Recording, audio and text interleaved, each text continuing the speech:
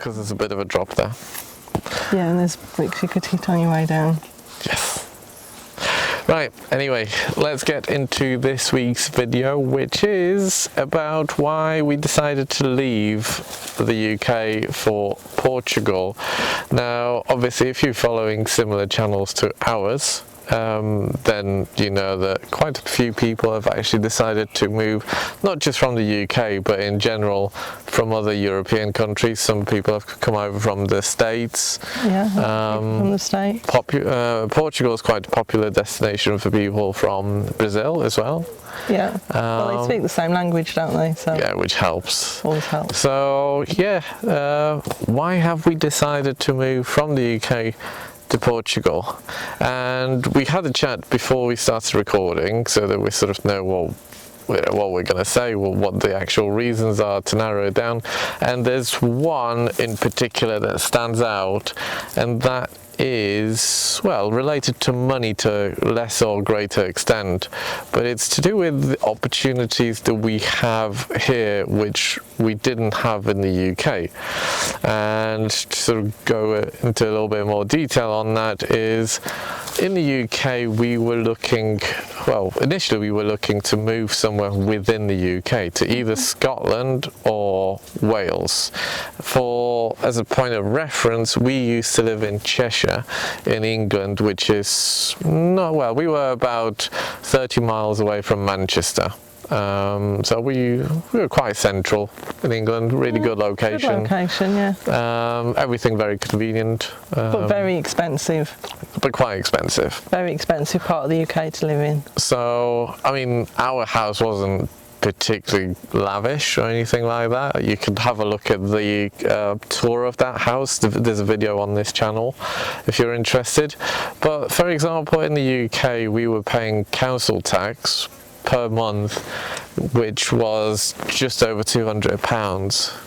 And for that we basically, obviously that we know it goes towards paying for social services and things like that, a little bit in the local area, but essentially as far as we were concerned, because we weren't using social services, we had our bins collected once a fortnight, and if we wanted a green waste bin we had to pay extra for that. But yeah, it was basically just a 200 odd pounds going out every single month, whether we were in the house or whether we weren't in the house, whether, you know, it's just a standard thing that goes out. Obviously then on top of that you've got your mortgage, your utilities and so on. But yeah, in the UK basically the minimum that you need to spend to actually live in a house somewhere is quite high, really. You need to spend a few £100s just to keep a property. Now obviously if the property is unoccupied then you can get tax breaks for things like council tax and so on. No, you can't. Or have they scrapped that? Yeah. Not anymore. You pay council tax whether the house is occupied or not. No, they're probably trying to get people with the They don't want empty houses over there, do they? Yeah, well, because property is so expensive, they want to encourage people to either rent the property out or sell it, or to live in it. Yeah, which is fair. Yeah, fair enough. The UK is quite overpopulated. Yeah, it's quite densely populated. Yeah. I mean, especially when you compare it to somewhere like Portugal, which essentially has a population comparable to Greater London, as opposed to, you know, as a country. Yeah. So if you look at it that way, it's a huge difference. I mean, you can see it on the roads. Yeah. When we're on. I mean, that's kind of, it's not the reason we moved from the UK, but having moved from the UK to here, the difference on the roads and in the population is just ridiculous. For me, I like to have that bit of space around me in the car, and new to riding a motorbike, I love the fact I can go out on my motorbike and hardly see another car, and if I do, they generally overtake me and leave me for dust, or they come in the other way. So, you know, you hardly ever see traffic, and I really like that about Portugal. It's not the reason we moved, but I moved from the Midlands, which was very busy, up to Cheshire, and yeah, whenever I used to go back to the Midlands, I would have a meltdown because there was so much traffic down there. And I think over the 11, 12 years that we lived up in Cheshire, that was beginning to get the same as well with traffic. Yeah, certainly. I mean, we both sort of, as our lives carried on, we both lived quite well in the cities basically, and then we moved gradually further and further out of the cities, and until we moved together into a small town essentially, and even that grew quite a bit since we moved in there over the, was it 12 years or so that we lived there? Thereabouts. So yeah, but certainly in the UK, space comes at a cost. Yeah. And that was really what we wanted, wasn't it? We wanted a bit more space. So going back to basically the main reason why we moved over here is because we just couldn't really afford the type of property that we wanted in the UK. In like around Portugal, if you want a farm, if you want something that you could describe as a small holding, essentially, there's quite a lot of choice, really. Yeah. By UK standards, by American standards, I imagine, quite affordable prices. So if you're coming from one of these countries and you have a little bit of capital behind you, it's very realistic to actually buy something outright, or to be able to find something where you can buy something outright. Yeah. In the UK, we were looking, like I said, for something either in Wales or Scotland, because they are cheaper than England. Yeah. But for example, the properties just don't come up. They don't exist. No, they're not put up for sale. No. We tried to buy at least 2 properties in Scotland, didn't we? In Scotland, we offered on two different houses. They're cottages, and we got outbid every single time.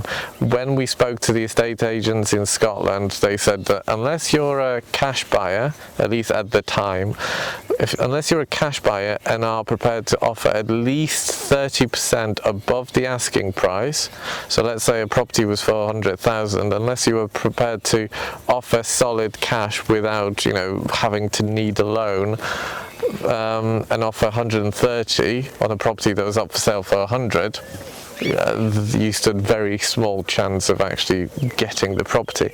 And that's basically what we found ourselves. We were putting offers on like 15, I think about 15 to 20% above the asking price, but we did need a partial mortgage for it.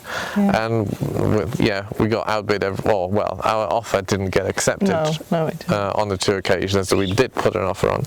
And then you sort of have to wait for another property to come on the market. And we did look for a very long time, didn't we? We gave it a good go, and when we were looking, we were focusing on Scotland because then Wales introduced a basically double council tax for anybody who's got more than one property. Yeah. And initially we wanted to keep the house in Cheshire and renovate the property in Scotland or Wales, over time, gradually.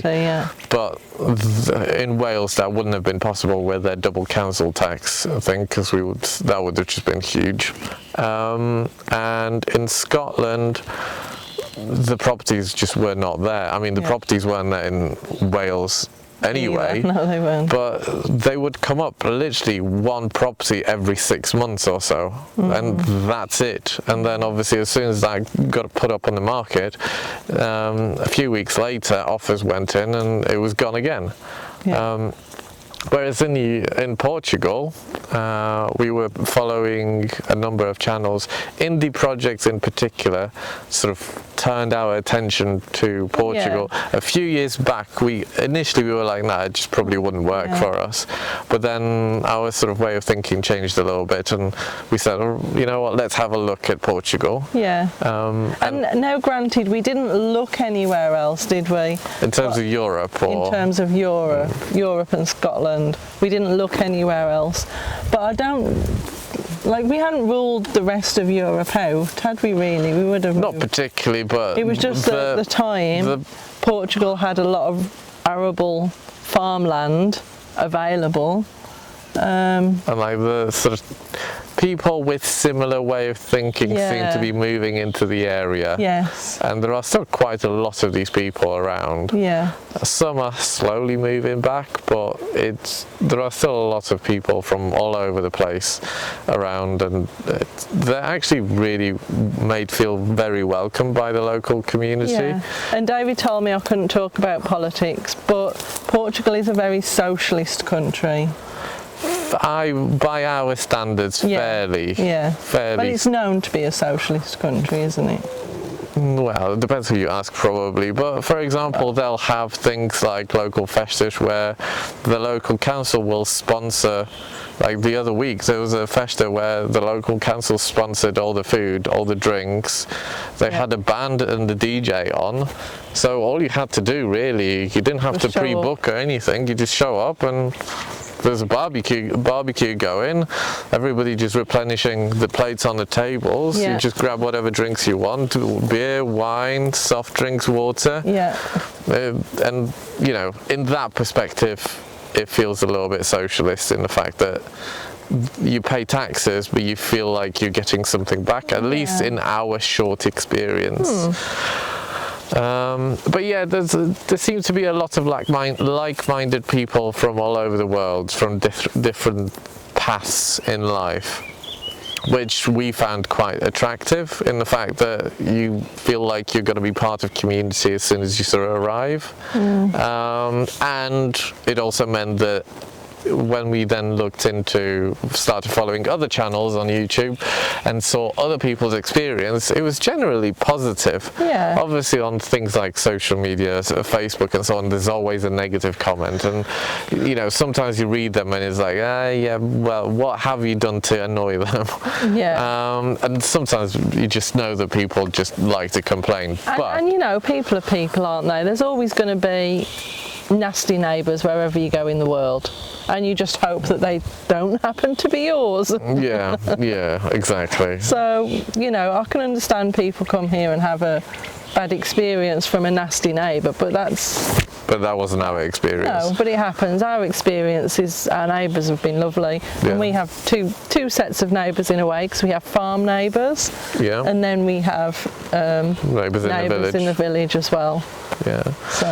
So yeah, basically it came down to where can we get a property that we're happy with, which basically was, it needed to be on a budget. We wanted something ideally stone based, like a stone cottage, so we quite like that vibe, and we wanted to renovate it ourselves to our standards and to do the work ourselves. And we wanted to grow food, didn't we? I think for me that was a big thing. We wanted to grow food. I'm a gardener. I've been a gardener for like 12, 14 years. So I wanted to grow my own food, like properly grow my own food. Not on farm scale. No, not on a farm scale. To be able to sell, but to be able to do it for yourself. Yeah, to feed us. Which obviously then requires a property with a certain amount of land. And again, in the UK, you know, unless you are buying a farmhouse for £500,000, and that's basically what they start at, and even those need renovation really, you don't really, it's very difficult to find a property with a decent amount of land. We certainly wouldn't have stood a chance to get anywhere with the amount of land we've got here. For reference, if you're not familiar with the channel, this farm where we are now is 1.5 hectares.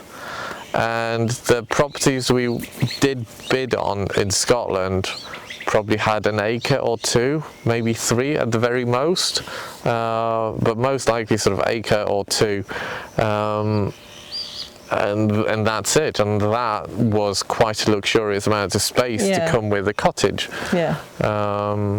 But like I said, it was near impossible to find a property for sale, let alone to then win the bidding war. We were curious, and before we came out to the farm today, we had a look just in basically southern Scotland. If you're familiar with Scotland, you know Dumfries and Galloway on the southern, near the southern border with England. We basically looked from anywhere between Carlisle and pretty much Edinburgh, anywhere along that stretch, and there wasn't a single property, not one, that matched the surge, our criteria basically. There was within a reasonable budget, with a reasonable amount of land and relatively remote, not a single one for sale. So it's just very difficult to get this sort of property in the UK. It's near impossible, like I said, unless you've got tons and tons of money, which we don't have. So it wasn't really an option to just throw money at it. So that was the main reason for us. But since arriving here, we have had some sort of unexpected bonus points or bonuses, if that makes sense. Because obviously we moved here for the property. The climate was a draw, because coming from the UK, where rain is something you just have to deal with on a regular basis, coming to a place where, fair enough, in winter it's going to rain a lot, but in the UK it rains nearly every day in winter anyway, so there's no difference there. But now in the sort of spring, summer, going into autumn, you know, you get hardly any rain, and the temperatures are pretty good. I mean, now that we're doing a bit of manual labour, digging, like on the veg patch around the lower barn, and mixing concrete, and when we were digging up the foundations for the solar panels at the top, it's a pain, because doing any kind of manual work when it's between 30 plus is very difficult, and you have to go very slow. I mean, right now it's basically guaranteed 40 degrees, 39, 38 every single day for the next 2 months. And that's basically guaranteed. You just know it's going to be that. You know it's going to be sunny. You know it's going to be basically without any clouds, and that's just what you have to deal with. Which in a way is nice, because you know you can do things outdoors, but at the same time trying to get work done, it restricts you a little bit. But on the whole, climate is more to our liking than it was in the UK. Well, you just change the way that you work, don't you? Yeah. You can't go all out like you can when it's cooler. No. You have to pace yourself. Things take a little bit longer. And, you know, once you've accepted that that's what life is going to look like, that's okay. What are you rushing for? For the rest of our lives. So yeah, the climate's good. Also, as you touched on, neighbours. I mean, we can't really complain about the neighbours we had back in the UK, because they weren't bad. They were friendly, welcoming. But over here it's just, you know, on a different level. Like, people are bringing us fruit and vegetables regularly. Well, what have we had so far? 2 buckets of potatoes. Like buckets. Several large courgettes. We had some cucumbers the other day. Bags and bags of beans. Bags of beans. Figs. Plates of figs. Oranges and lemons. Cucumbers, did you mention? Cucumbers. Plums from the lady the other day. Oh yeah, Alperacesh, what are they? Loquats. Loquats. We had a bag of those.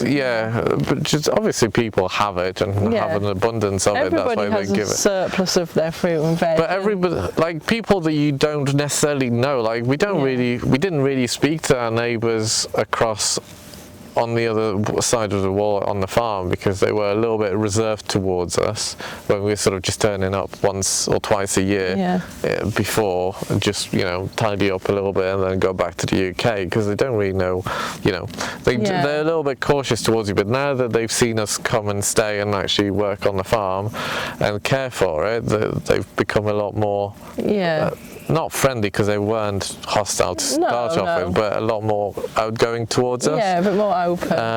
And yeah, people that you don't necessarily speak to on a regular basis still very happily come in and knock on the doors, like, oh, there you go, have some of my vegetables. So it's just really nice. It's a really nice community spirit, isn't it? Or like, for example, when the house flooded in the village, one of our neighbours just, well, obviously over here Portuguese, we can communicate, but you don't necessarily know who to call when there's a leak, and the leak turned out to be on the road as opposed to in our house, even though it then seeped through and flooded our house. You know, so they knew a plumber, so they called a plumber for us.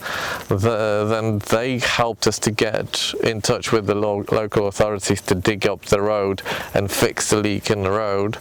You know, without them, it would have been a lot more difficult, and it certainly would have taken more time than what it did. And we didn't have to ask them for help too much. I just let them know that we've got this leak in the house, and then they would like straight onto it.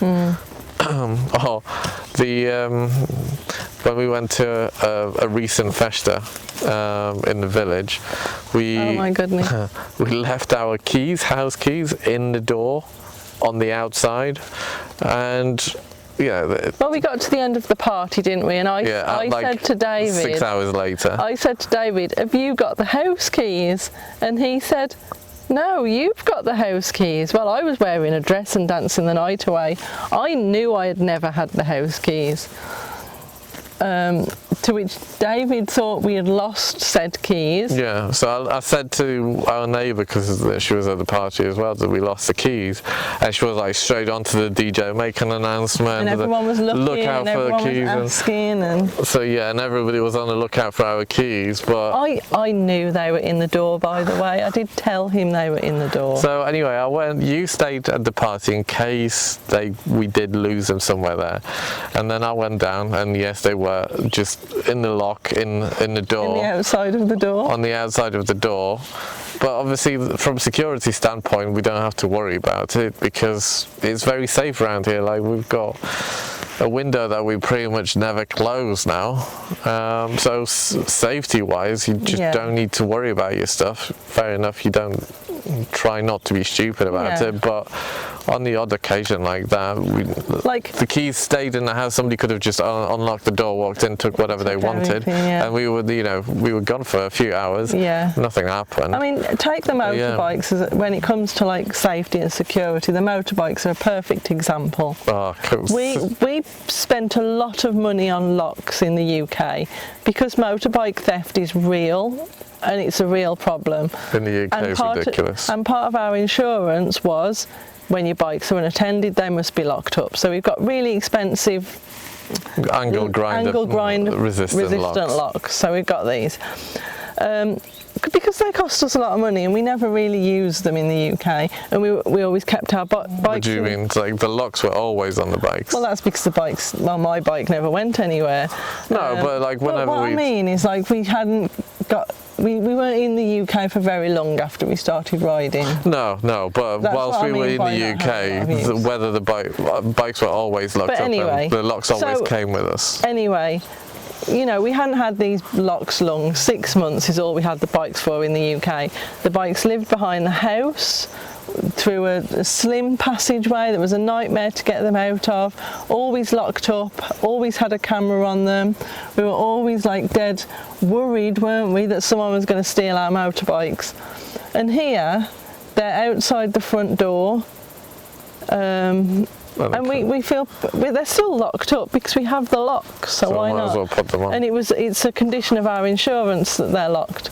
But I don't think ever once here we've never been It's kind worried. of embarrassing when you park up somewhere and we drive these little Gorilla 450s, they're worth about $4,000 each, and you go and park next to some lovely like a brand BMW new GS for 20 grand. and you put your little locks on, and he hasn't even locked his top box. And they just leave their helmets on the handlebars. They do. So it's a little bit embarrassing. We're still locking up like we're in the UK, and they're all just leaving their stuff, gloves on the seat, you know, nobody worries. It's over here in terms of motorbike theft. It's not. Really it's quite rare to see a motorbike locked up. It's very rare to see one locked up. I mean, don't get me wrong. If we headed into Lisboa or Portugal, it'd be a bit different, probably. But over here in the countryside, even when we go into the larger towns nearby, you will be hard pushed to see a bike with with a lock on it. Yeah. The people just don't lock their bikes, and like I said, they leave the helmets on handlebars. Yeah. Like their riding jackets and things. You know, these things are quite expensive, and yeah, they just leave them on the motorbikes. Yeah. And don't think twice about it. Yeah.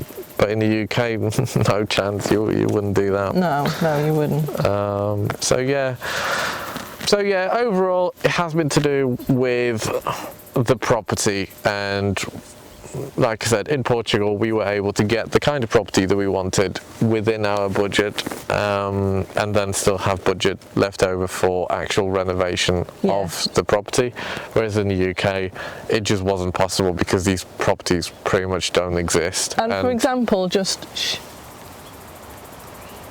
Can you hear that? Can you hear it? Like nothing, just the wind in the trees. There's nothing. Yeah. No sound at all. Sometimes, you know, the neighbours come and put their pump on, and there's a couple of kids that play over the back in the stream. But occasionally, but otherwise, just peace and quiet. Nothing. It's just the jays eating the fruit out of your plum tree. It's So yeah, we couldn't buy this in the UK, even if we had loads of money. We'd stand no chance. So yeah, that's the reason why we moved out of the UK to Portugal, and we're pretty happy with our choice. Yeah. We'll probably do another separate video about what we think about the move and whether we would have changed our minds based on various factors. But should we do another video about the negative things in Portugal? Yeah, well, I don't know. What do you think? Maybe if we get 5 comments saying that we should, maybe we'll do one. 5 comments about the negative things in Portugal. Come on, let us know if you want to know all the negatives. I don't think they do.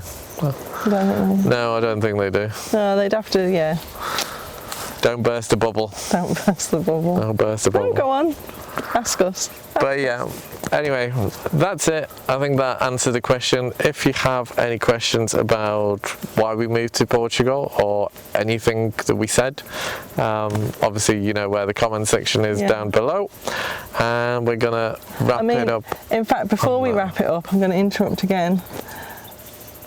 We should also state that this may not have been possible because of Brexit. But it didn't affect us too much. But it didn't affect us. Luckily my husband here has an EU passport. Yeah. So they haven't taken back all the control. They've only taken back control over you. So if we both only had British passports, this would not be possible. Not with we don't work remotely. No, we don't really working remotely. At least not currently. No. We're considering it, but we don't do currently. So yeah, it would have been a lot more difficult, and we would have been very much limited to the UK. You would still basically have to work full time to get a visa. Yeah, basically, yeah. And we didn't come here to work full time. Well, not for somebody. Not for somebody else anyway. We still do probably more than full-time hours now. Yeah, we do. Like it's what time is it now? Well, it's 5:30. 5:30, and we're just about to start work again because it's just started to cool down. Wow. So yeah, are you ready to wrap it up now? Yeah, sorry, we can wrap up now. Okay, well, roll the end screen with a link to your channel, to subscribe to this channel, to a video that YouTube thinks you will like, and to the latest video from this channel. Okay. Yeah, I think it takes about 15 seconds for these credits to sort of finish. So yeah, Check it all out. Bye.